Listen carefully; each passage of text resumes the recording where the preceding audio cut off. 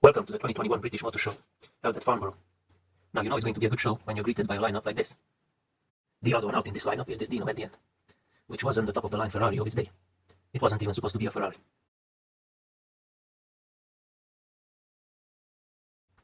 Volvo P1800. Now unlike most Volvos, this was actually designed by someone who wasn't blind.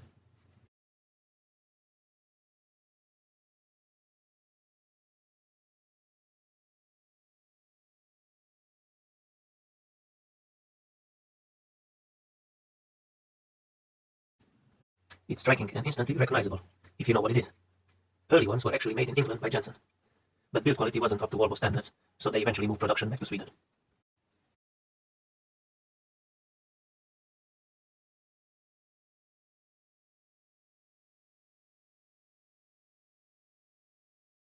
Here we have an MG Metro Group B rally car, powered by a 3-liter V6.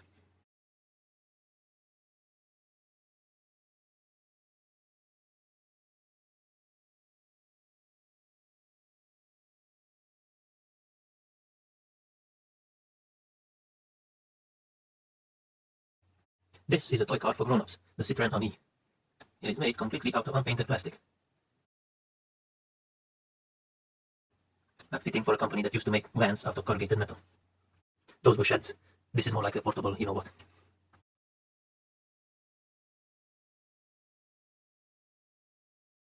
An all-electric Kia Soul that was given the Arctic truck treatment.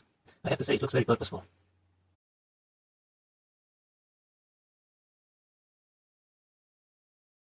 And now onto a French sports car, the Alpine A110. Understated and elegant, clearly aimed at the Porsche Cayman buyer. Although unlike the Cayman, this will be a commercial failure. But that will make it rare and interesting in the future.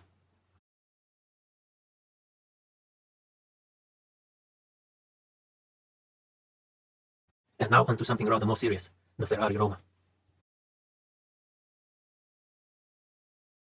This too was criticized by the motoring press for not being flamboyant enough. But I disagree. I think this is the prettiest Ferrari in a very long time. An instant classic before it was even launched.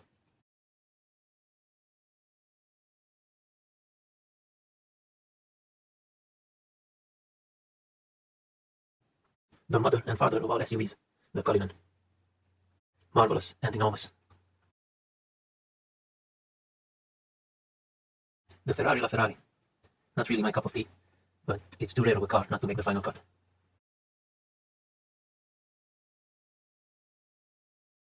It should have been in the lineup out front. And here's something only slightly less ridiculous from the other side of the world, the Wiper GTS.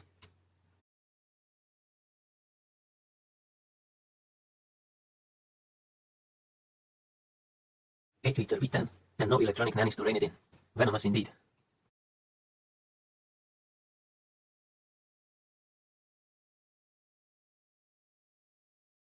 The Ultima GTR, a supercar that you can build yourself at home.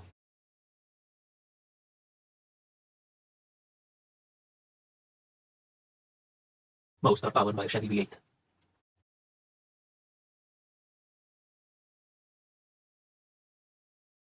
Here we have a GT40 replica in Gulf livery.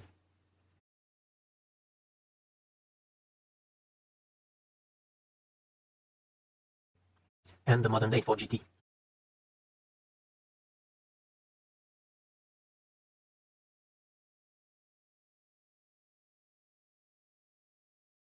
It has wings and vents everywhere. They were clearly trying to outdo the European crowd.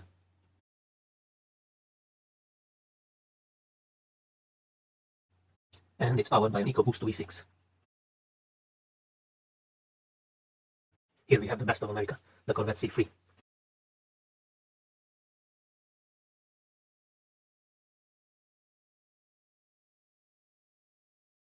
This is the final facelift version, built between 1980 and 1982, and it's one of my all-time favorite cars.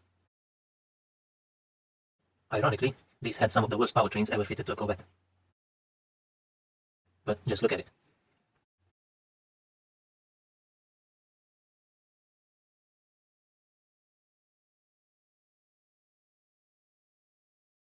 And now a couple of Japanese Ferraris, or at least Honda's interpretation of a mid-engine supercar.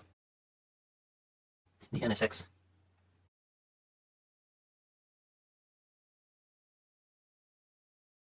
Back in the 90s, these could really hold their own against Europe's finest.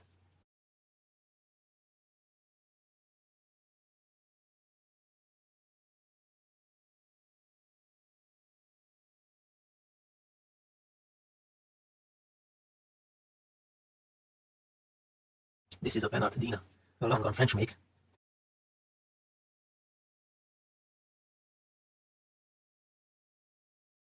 Whoever designed this was very much against corners.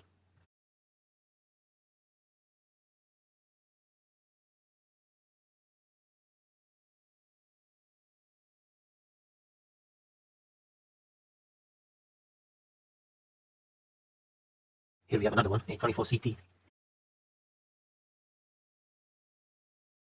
And this was the swan song of Panhard.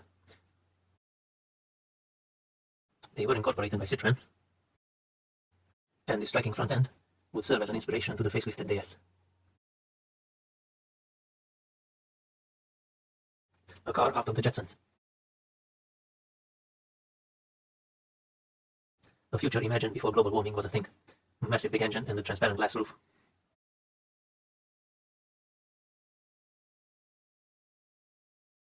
Cosmotron.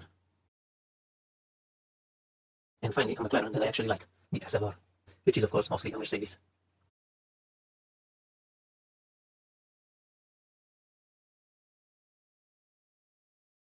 Now, besides static displays of cars, there were also various stunt shows performed. Here, the army is doing a parachute jump.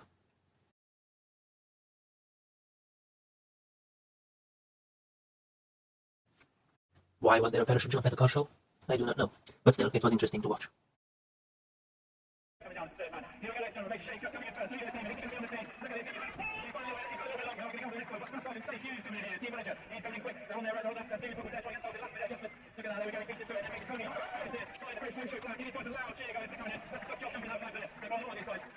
Once they landed, they were attacked by a London taxi.